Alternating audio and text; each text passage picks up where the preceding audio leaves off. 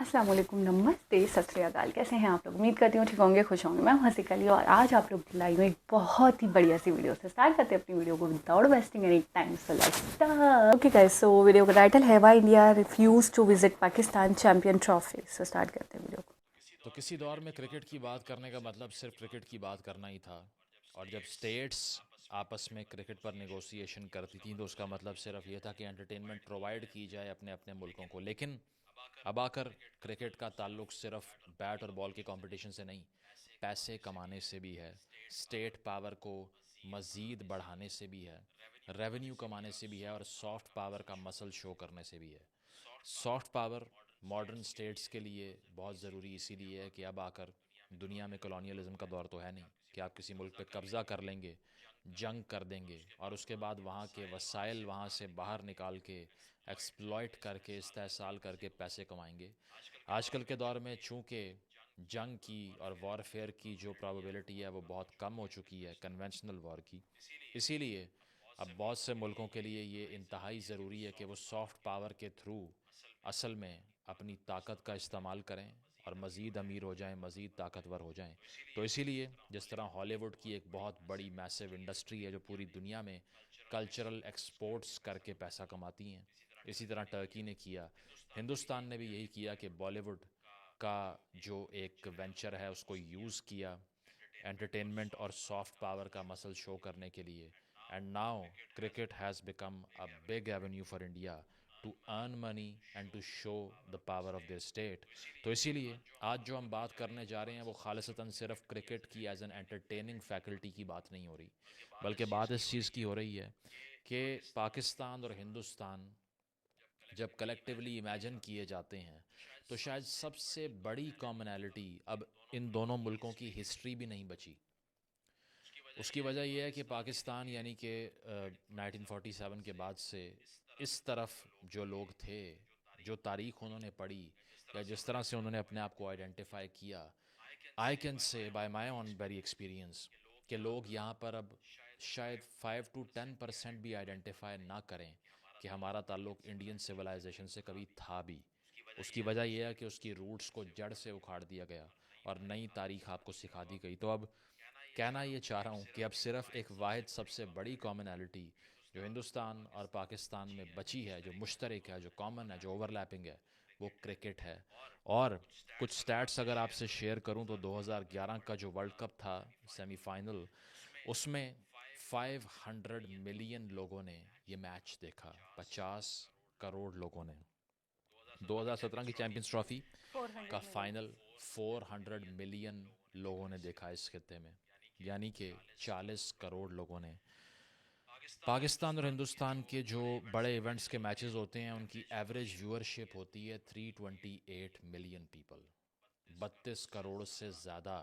अब context set करने के लिए, एक पिक्चर पेंट करने के लिए अगर इसको कंपेयर करें सुपर बोल से, जो सबसे ज़्यादा फेमस, दुनिया में सबसे ज़्यादा फेमस स्पोर्टिंग इवेंट्स में से एक है, तो सुपर बोल की मैक्सिमम व्यूअरशिप 124 मिलियन होती है ओहो। और इंडिया पाकिस्तान के मैच की ओ 500 माय गॉड, मिलियन, बहुत ऑलमोस्ट डिफरेंस है। 4 टाइम्स ऑफ दैट। 4 टाइम्स। ये है context. What is the money involve? बड़ा सवाल। 39% आईसीसी का जो बजट होता है वो हिंदुस्तान जाता है। उसकी वजह यह है कि पूरी दुनिया में जो क्रिकेट से रेवेन्यू रेज होता है ना, उसका 80%, ऑलमोस्ट 80% इंडिया रेज करता है because of IPL as well. Indian premier league वो कैश काउ है जिसने क्रिकेट को $1 बिलियन इंडस्ट्री में कन्वर्ट कर दी है, जिसमें स्पॉन्सरशिप की वजह से, इसके अलावा जो ब्रांड मैनेजमेंट है उसकी वजह से और जो फ्रेंचाइज की वैल्यू होती है उसकी वजह से ये $1 बिलियन इंडस्ट्री में कन्वर्ट हुई। 2023 से 2027 तक के अगर सिर्फ ब्रॉडकास्टिंग राइट्स की बात की जाए वर्ल्ड कप मैचेस के बिटवीन पाकिस्तान एंड इंडिया, तो वो $3 बिलियन में बेचे गए हैं मीडिया चैनल्स को इंडिया में। $3 अरब। This is like 3 times of a tranche that Pakistan gets from the IMF. सही है। इसके साथ साथ 2023 का जो वर्ल्ड कप था उसने इंडियन इकोनॉमी में $1.4 बिलियन की कंट्रीब्यूशन की। $1.4 बिलियन। ये हो गई इस चीज़ को इस्टेब्लिश करने की एक एफर्ट कि why this discussion is important. Number one, because this is not just a video to say कि यहाँ के लोगों को एंटरटेन होना चाहिए, इसीलिए क्रिकेट को यहाँ आना चाहिए। बहुत आई घिसा एम पिटा था। Speaking from a country and for a country which is starving for revenues. Pakistan एक ऐसा मुल्क है जिसको पैसे कमाने के एवेन्यूज़ की इतनी बुरी तरह से तलाश शायद कभी भी नहीं थी जितनी आज है। सही। उसकी वजह यह है कि रेंटियर इकॉनमी हमने चला ली, गैरजन स्टेट हमने चला ली, और अब आकर हम डेट सर्विसिंग करके एक ऐसी इकॉनमी चला रहे हैं जो आईएमएफ ड्रिवन है। सो कहीं ना कहीं सेल्फ रिलायंस की तरफ अगर जाने की बात करें तो this could have been an avenue. यानी कि मैं ये नहीं कह रहा कि इसकी बुनियाद पे पूरी मैशत खड़ी हो जाएगी, लेकिन सॉफ्ट पावर के एवेन्यूज़ को एक्सप्लोर किए बगैर there was never a chance that Pakistan is going to make it. तो इस बार का जो चांस था वो चांस था दरअसल चैम्पियंस ट्रॉफी 2025 को होस्ट करने का, और हाइब्रिड मॉडल की डिस्कशंस शुरू हो गई। उसकी वजह यह थी कि पाकिस्तान में ये चैम्पियंस ट्रॉफी होना थी। एससीओ का जब समिट हुआ हमने उस पर वीडियो भी बनाई और ये कहा कि जब यहाँ पर आए इंडियन फॉरेन मिनिस्टर जयशंकर साहब तो शायद उनसे बात की गई इस बारे में, प्रेस ने रिपोर्ट किया क्रिकेट के लिए। हिस्टोरिकली इसकी इंपॉर्टेंस भी इन दो कंट्रीज़ के लिए ख़ासी पॉलिटिकल भी रही है, जिसकी बहुत सी एग्जांपल्स हम पहले भी दे चुके हैं। अगर उसको क्विकली रिकैप करें तो पाकिस्तान और इंडिया ने 1962 से 1977 तक कोई क्रिकेट नहीं खेली। उसकी वजह यह है कि जैसे ही पॉलिटिकल डिफरेंसेस क्रिएट होते हैं क्रिकेट सबसे पहले रुकती है, because both countries see it as a gesture of friendship. ये सिर्फ एक गेम नहीं है। जिस तरह अमेरिका ने ईरान को दोस्ती का लेट पैगाम है। सही। 90s में वर्ल्ड कप में खेल लिया, ईरान ने भी इंगेज किया, अमेरिका ने भी इंगेज किया, though both the countries were fierce enemies. लेकिन पाकिस्तान और इंडिया के एटीट्यूड में हमेशा से ये चीज़ परसिस्टेंट रही है कि जैसे ही बायलैटरल रिलेशंस ख़राब होते हैं ऐसे क्रिकेट खराब क्रिकेट हो बंद हो जाती है, बिकॉज ये सिंबॉलिक वैल्यू बहुत ज़्यादा रखती है दोनों कंट्रीज़ की लीडरशिप और लोगों के लिए भी। जो मेरा ख्याल से इतनी इंटेलिजेंट अप्रोच नहीं है, उसकी वजह यह है कि गेम का उससे क्या क्या ताल्लुक। ताल्लुक है, बैट और पॉलिटिक्स बॉल अलग की है, लड़ाई गेम में अलग है। ऐसी क्या सिग्निफिकेंस है जो अगर बंद करोगे तो आवाम भी सोचेगी कि नहीं ये हमारे दोस्त नहीं है, और अगर वो शुरू हो जाएगी तो दो कंट्रीज़ दोस्त बन जाएंगे। तो मेरा नहीं ख्याल कि इसकी जितनी हाइप्ड और एग्जैजरेटेड वैल्यू शो की जाती है वो किसी भी कंट्री के लिए जो कि एक रैशनल एक्टर वाली स्टेट रखता हो होनी चाहिए। बट है क्या कह सकते हैं, क्रिकेट क्रेज़ी जब खुश हो के हम अपने आप को कहते हैं कि हमारे दिमाग ही नहीं चलते इस गेम के सामने, तो फिर उसके बाद तो कुछ नहीं रहता ना। तो आगे चलें तो ये हर्ड मेंटालिटी स्टेट भी अच्छी तरह इस्तेमाल करती है दोनों तरफ। 1987 में ज़िया साहब जयपुर जाते हैं मैच देखने के लिए, राजीव गांधी से मिलते हैं। कान में रिपोर्टेडली ये बात बहुत उस वक्त फैली थी और बहुत रूमर्स थे कि उन्होंने राजीव गांधी के कान में ये कहा कि वी हैव द बॉम्ब, कि हमने एटम बम बना ली है और अब सिक्योरिटी का क्राइसिस जो है ना वो बहुत बड़ा हो जाएगा, इसीलिए हमसे बात कीजिए। ठीक है, ज़िया साहब ने ये सब कुछ इसीलिए किया कि रिजम्पशन ऑफ टाइज़ हो, क्योंकि 70s के बाद से वो हो नहीं रहा था। इसके अलावा न्यूक्लियर टेस्ट जब हुए लेट 90s में, 98 में नवाज शरीफ साहब वाजपेयी साहब से मिले न्यूयॉर्क में, तो सितंबर 1998 की ये मीटिंग थी। जनवरी 1999 में क्रिकेटिंग टाइज बहाल हो गए। पाकिस्तान ने टूर किया इंडिया का 2 टेस्ट मैचेस खेलने के लिए। इसी तरह 2004 में मुशर्रफ साहब ने कोशिश की, क्रिकेट टाइज को रिज्यूम करवाया। 2011 में यूसुफ रज़ा गिलानी साहब जो कि पाकिस्तान के एक्स प्राइम मिनिस्टर हैं, वो वर्ल्ड कप के मैचेस सेमीफाइनल देखने के लिए इंडिया गए, जो पाकिस्तान हार गया, जो आज तक हमें नहीं भूलता कि मिसबा टुक टुक करता रहा और एंड पे he went all in to just show that I can hit it but I did not hit it, I don't know why. तो ये सारा कुछ हुआ जिससे डायरेक्टली एक पॉलिटिकल नेगोशिएशन कभी शुरू हो गई कभी बंद हो गई। तो अब इस मरतबा जो चांस था पाकिस्तान के पास, वो चैम्पियंस ट्रॉफी 2025 की फॉर्म में था, जो कि होनी है फरवरी 19 से 9 मार्च 2025 तक। और हमेशा की तरह जिसका डर था वही हुआ, और वो डर ये था कि इंडिया चूँकि जब से मुंबई अटैक्स हुए तो एक पॉलिसी पोजीशन ले चुका है कि पाकिस्तान के साथ no engagement, non engagement. Bajwa साहब के दौर में कोशिश की गई, he himself was a massive proponent of talking to India, could not do so, नहीं हो सका क्योंकि और भी रेजिस्टेंस थी पॉलिटिकल, पाकिस्तान में पॉलिटिकल पार्टीज़ की तरफ से थी। इसके अलावा पॉपुलर कंसेंसस नहीं बन पा रहा था, हिंदुस्तान से जवाब नहीं आ रहा था। इसी तरह अब आकर भी ये कोशिश की गई कि बात की जाए। रिपोर्ट हुआ कि मोहसिन नकवी साहब ने जयशंकर साहब जो SCO के लिए यहाँ पर आए थे उनसे इस बारे में बात की है, नवाज़ शरीफ ने इंडियन जर्नलिस्ट से बात की है, डिडंट सेल थ्रू। और जैसे जैसे वक्त करीब आया तो क्लियर हो गया कि BCCI ने रिफ्यूज़ कर दिया कि हम नहीं आ सकते पाकिस्तान। 9 नवंबर को ये ऐलान हुआ। वजह ये बताई गई कि इंडियन गवर्नमेंट ने हमें अलाउ नहीं किया। इसके बाद एक आम तासुर तो यही है कि जो 2023 के एशिया कप में हुआ कि पाकिस्तान ने ये कहा कि यहाँ होना चाहिए, इंडिया ने कहा हाइब्रिड, पाकिस्तान ने एक्सेप्ट कर लिया। 2023 का वर्ल्ड कप आया, पाकिस्तान ने कहा कि न्यूट्रल होना चाहिए वेन्यू हमारे लिए, इंडिया ने एक्सेप्ट नहीं किया, गवर्नमेंट पाकिस्तान ने भी नहीं किया, लेकिन PCB ने कहा कोई बात नहीं, हम चले जाते हैं हिंदुस्तान, जाकर खेल कर आ गए।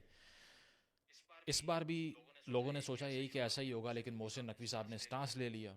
उनकी बहुत ज़्यादा तारीफ़ भी की गई पाकिस्तानी मीडिया में इस बारे में कि at least somebody spoke about it. और साथ साथ ये कि इसमें जो एक एटीट्यूड इससे पहले रहा है बिल्कुल पाकिस्तान का, इस मरतबा मुख्तलिफ इसीलिए था कि मोहसिन नकवी साहब ने कोट अन कोट ये कहा कि India should not expect friendly gestures every time. उन्होंने ये भी कहा कि अगर ऐसा ही रहा कि हमें कुछ भी नहीं मिल रहा है इस सारी एक्सरसाइज से और हम इंडिया चले जाते हैं, यहाँ कोई आता नहीं है, तो फिर तो हम पुल आउट कर लेंगे इन सारे इवेंट्स से। बट एक स्ट्रैटेजी जो आपको दिखाई देती है वो सिर्फ ये नहीं क्रिकेट नहीं खेलनी, वो सिर्फ ये नहीं है कि पाकिस्तान नहीं आना, क्योंकि और स्पोर्टिंग टीम्स तो आ रही हैं इंडिया की वक्तन फ़वक्तन यहाँ पर। वो ये है कि किसी भी ऐसे एक्ट से इज्तनाब करना है, अवॉइड करना है जिससे पाकिस्तान का रेवेन्यू एडवांटेज हो। जिस तरह मैंने आपको बताया कि ये cricketing matches billions of dollars add करते हैं इकोनॉमी में, और ऑस्ट्रेलिया और इंग्लैंड से रिपीटेड बायलैटरल सीरीज़ होती हैं इंडिया की, क्योंकि वो एक स्ट्रैटेजी है रेवेन्यू जनरेशन की, ताकि उनके बोर्ड्स भी अफलोट रहें। बट PCB को ऐसा इवेंट नहीं मिलेगा तो it will struggle, and it is struggling, and Pakistan entirely struggling economically. तो that's the actual reason behind it. और उसके पीछे जो रीज़न है वो ऑब्वियसली पॉलिटिकल है, आपको पता है उसका बैकग्राउंड। तो इस तरह से फिर ट्रॉफ़ी टूर का एक कंट्रोवर्सी बन जाती है कि ट्रॉफ़ी पाकिस्तान आएगी और डिफरेंट सिटीज़ में जाएगी।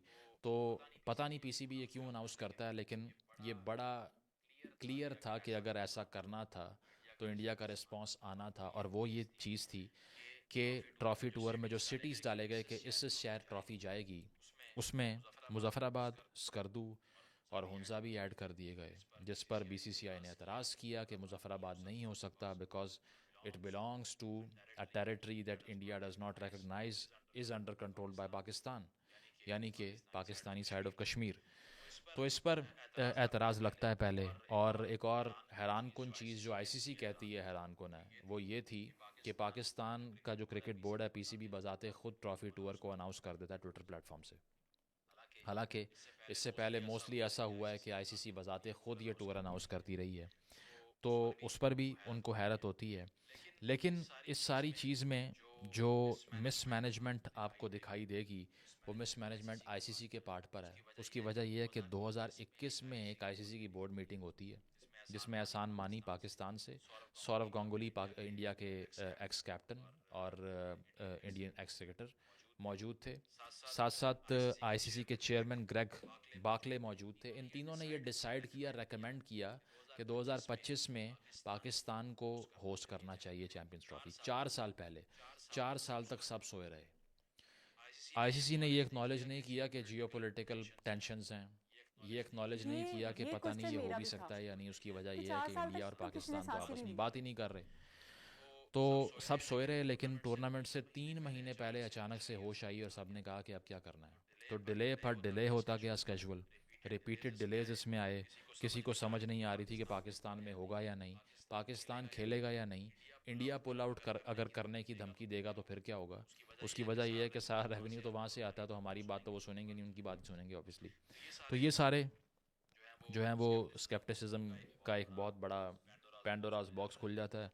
लेकिन अल्टीमेटली जाके हाइब्रिड मॉडल को एक्सेप्ट कर लिया जाता है, यानी कि PCB has to go 1 step back और एक स्टेप फॉरवर्ड भी साथ इसलिए वो लेते हैं कि हाइब्रिड मॉडल को एक्सेप्ट करने की वजह से होता क्या है, होता ये है कि अब all matches involving India and Pakistan, चाहे वो ग्रुप मैचेस हों, सेमीज़ हों, फाइनल्स हों, जिसमें पहुंचने का हमारा चांस कम होता है हमेशा, न्यूट्रल वेन्यूज़ पे हुआ करेंगे for the next 2026 almost 3 to 4 years, यानी कि 3 से 4 सालों तक अगले जो आ रहे हैं, इसमें हाइब्रिड मॉडल को एक्सेप्ट किया गया।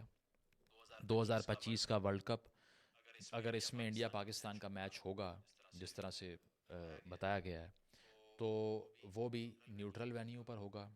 2025 की चैम्पियंस ट्रॉफ़ी, इंडिया पाकिस्तान के सारे मैचेस न्यूट्रल वेन्यू पर होंगे, और वो न्यूट्रल वेन्यू कौन सजेस्ट करेगा? Host country. 2025 का जो वुमेन वर्ल्ड कप है, उसमें भी यही फार्मूला होगा कि इंडिया पाकिस्तान अगर आमने सामने आएंगे तो न्यूट्रल कंट्री में मैच होगा। 2026 का T20 वर्ल्ड कप अगर होगा, न्यूट्रल वेन्यू में होगा अगर पाकिस्तान और इंडिया के मैचेस होंगे। 2028 का T20 वर्ल्ड कप जो पाकिस्तान ने होस्ट करना है, उसमें भी यही मॉडल अप्लाई किया जाएगा। ये 4 साल बाद की स्ट्रैटेजी सोच ली गई, लेकिन कंपनसेशन में पाकिस्तान को एक ट्रायंगुलर या क्वाड्रेंगुलर सीरीज़ मिलेगी जिसमें इंडिया भी होगा, जो कि पाकिस्तान नहीं खेलता आईसीसी इवेंट्स के बगैर आजकल।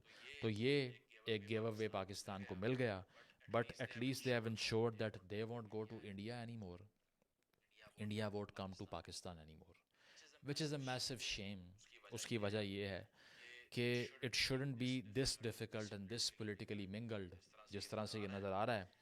तो ये ओवरऑल सिचुएशन थी, और इस सिचुएशन का अगर क्रक्स देखा जाए तो वो ये है कि it is a small manifestation of the overall failures of diplomacy in 2 countries. हम जैसे लोगों का यहाँ बैठकर बहुत से लोग ये कहते हैं कि जिस तरह की आप बात करते हैं उसमें क्रिटिसिज्म नहीं इन्वॉल्व होता, वो जिंगोइज़म नहीं होता जो बाकी जर्नलिस्ट या बाकी पब्लिक इंटेलेक्चुअल्स बात करते हुए रखते हैं टूवर्ड्स इंडिया, या इंडिया में जो लोग पाकिस्तान के लिए वहाँ पर जो सिलेक्टेड लोग हैं जो वो ओपिनियन रखते हैं वो आपकी नहीं होती। उसकी वजह ये है that if you are a nationalist on this side of the border Pakistan में, तो ऐसा हो ही नहीं सकता that you do not propose a solution to this problem, क्योंकि a third largest economy of the world sitting on your border and you are advocating for non engagement is an absolute folly. उससे बड़ी शायद ही कोई दुनिया में बेवकूफ़ी हो अगर इस मुल्क में कोई ऐसी बात करेगा। बेशक वो आइडियोलॉजिकल बाइसेस को खातिर में ला रहा है, बेशक वो कल्चरल या नेशनलिस्ट बाइसेस को, जेनोफोबिया को कंसीडर करते हुए ये बात कर रहा है, लेकिन होगी बेवकूफ़ी। पाकिस्तान में रहने वाले बच्चे, ख़वातीन, मर्द या शहरी यहाँ पर जितने भी हैं, अगर उनके पेट खाली हैं तो फिर दिमाग में जितना भी गुस्सा भरा हुआ है उसकी कोई वक़्त नहीं है। तो इसीलिए I saw it as a minor defeat for the purpose of good ties between the 2 countries. लेकिन चूँकि पाकिस्तान के अंदर बहुत से एलिमेंट्स ये फील करते हैं कि it has been a long time since यहाँ से एफ़र्ट की जा रही है, लेकिन उनको अगर हिस्ट्री को पढ़ाया जाए ना 70-80 साल से, तो अपनी सारी जो एरर्स हैं वो भी दिखाई देना शुरू हो जाएंगे, और आइडिया हो जाएगा कि क्यों इस नैच पर पहुँचे। तो सबसे बड़ी चीज़ ये है कि कंसिस्टेंट पॉलिसी फॉर्मेशन पाकिस्तान को भी चाहिए, और वो ये नहीं होनी चाहिए कि नॉन एंगेजमेंट, वो ये नहीं होनी चाहिए कि आगे से अगर ऐसा रिएक्शन देख के अपना नुकसान करना है तो उस पर कंपेल होना शुरू हो जाए, या jingoism. It has to come with a pragmatic approach. सबसे बड़ा जो आपका सेवियर हो सकता है वो पावर है। क्या वजह है कि आईसीसी कभी भी इंडिया की रिक्वेस्ट को टर्न डाउन नहीं करेगा, पाकिस्तान की ये रिक्वेस्ट को बात है। खातिर में ही नहीं लाएगा? उसकी वजह यह है कि भाई वो 80% रेवेन्यू जनरेट कर रहे हैं। वो उनसे कमा रहा है। क्या वजह है कि जो यूएनओ से हमारे मुतालबात होते हैं कि हमारी बात सुन लीजिए, या फिर जो हमारे मुतालबात हैं या हमारा विज़न है, इवन पैलेस्टीन का जहाँ पर एक इतना ब्रूटल एक पूरा फियास्को चल रहा है, और दुनिया में कहीं भी अगर किसी मुस्लिम नेशन ने कोई स्टांस लिया तो क्या वजह है कि उस पर अवॉइडेंस होती है? Because we don't have money in the pocket. Ultimate lesson ये है कि आपकी आइडियोलॉजी तब जीतती है जब उसके पीछे कैश होता है। Power brings ideology to a point. In international system की बात कर रहा हूँ सिर्फ मैं, ये ज़ाती ज़िंदगी की बात नहीं कर रहा कि मेरी कोई आइडियोलॉजी नहीं है या आपकी नहीं होनी चाहिए। International system is driven by realist principles. उसको समझने के लिए रोना पीटना बंद करना पड़ेगा, हिंदुस्तान के इस बिहेवियर को समझने के लिए भी आपको रियलिस्ट लेंस चाहिए। Make yourself so powerful to the point that you are absolutely unavoidable.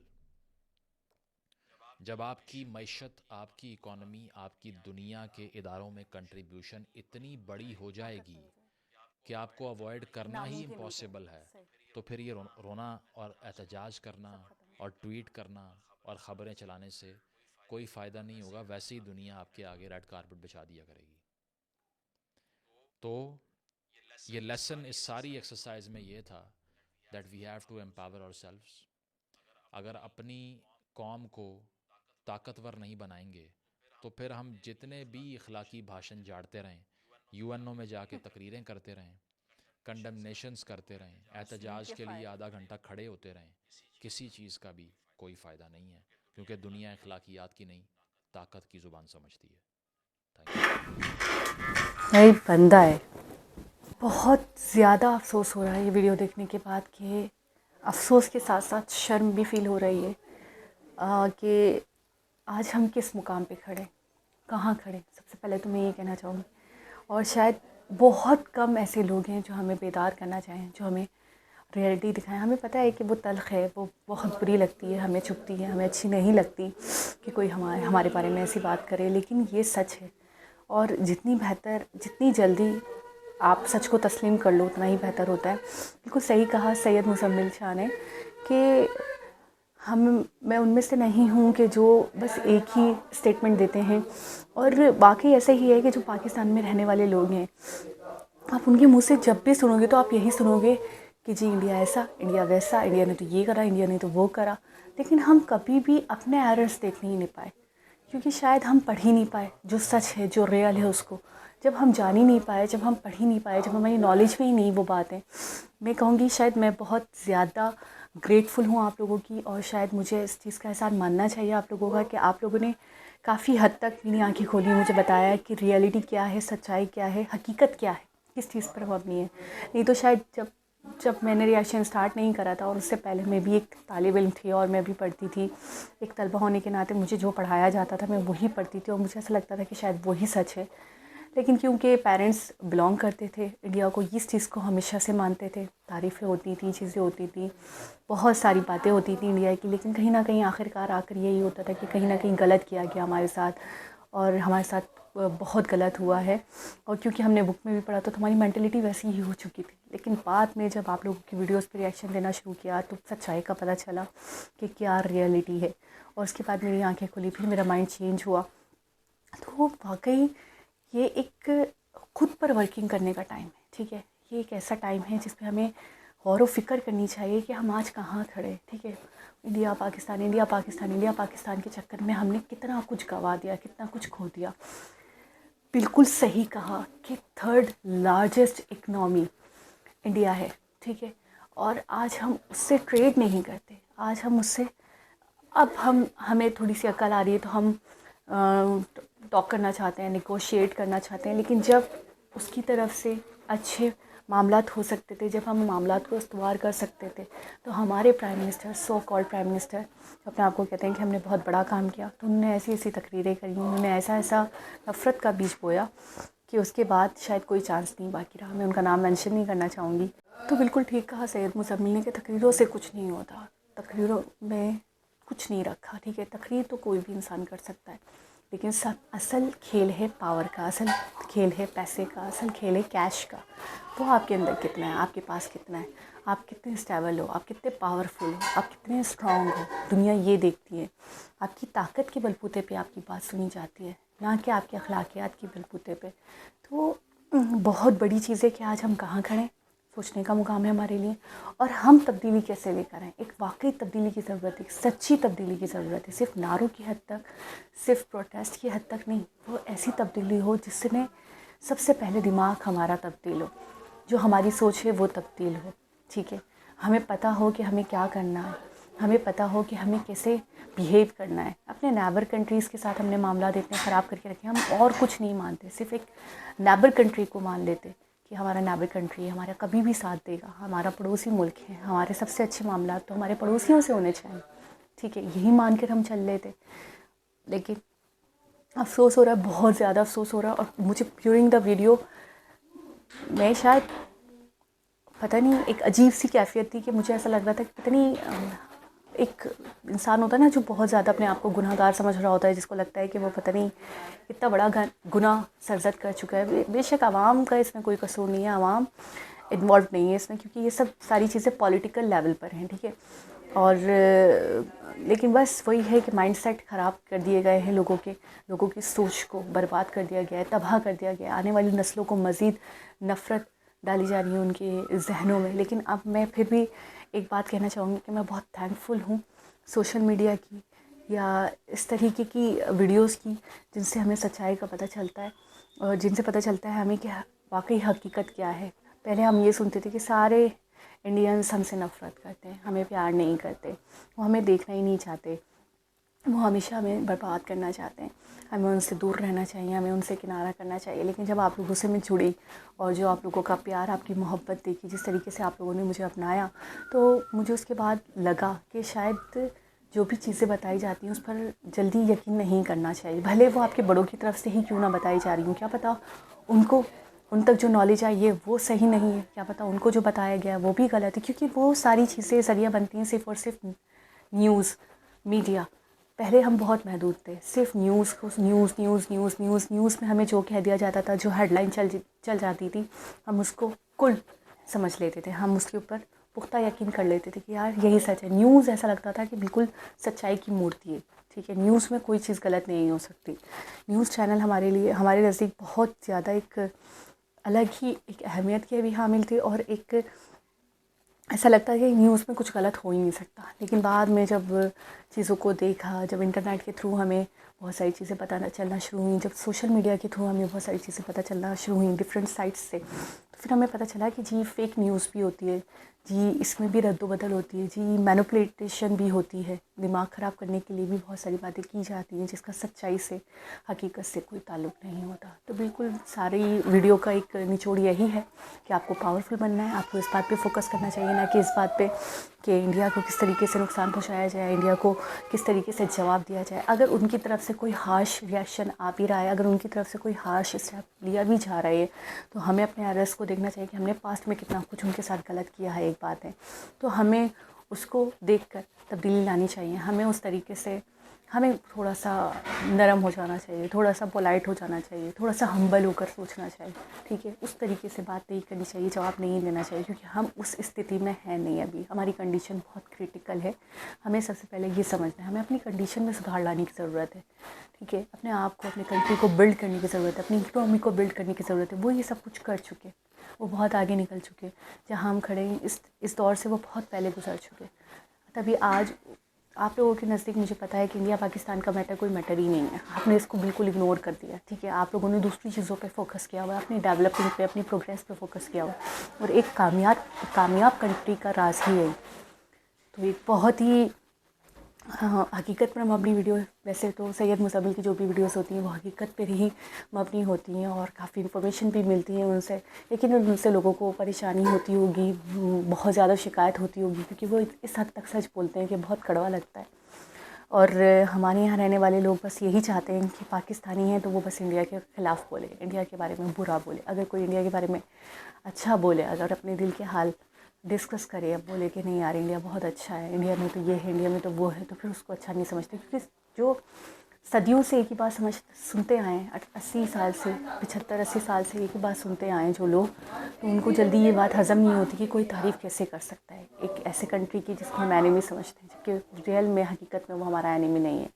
आज अगर ये बिहेवियर है तो यकीन करें आने वाले कुछ सालों में अगर हम अपना अच्छा बिहेवियर दिखाएंगे, हम अपने आप को ऐसे पेश करेंगे कि जी हमारे दिल साफ़ है, हमारे दिल में कुछ नहीं है, तो यकीनन आप लोगों को मैंने देखा है कि आपका नेचर है, आप लोगों का एक स्वभाव ऐसा है कि आप चाह के भी हमसे हार्श नहीं हो सकते। तो बहुत ही बढ़िया वीडियो थी। दोबारा किसी और वीडियो के साथ आपसे मुलाकात होगी, जब तक अपना बहुत सारा ख्याल रखें। अल्लाह हाफ़िज़।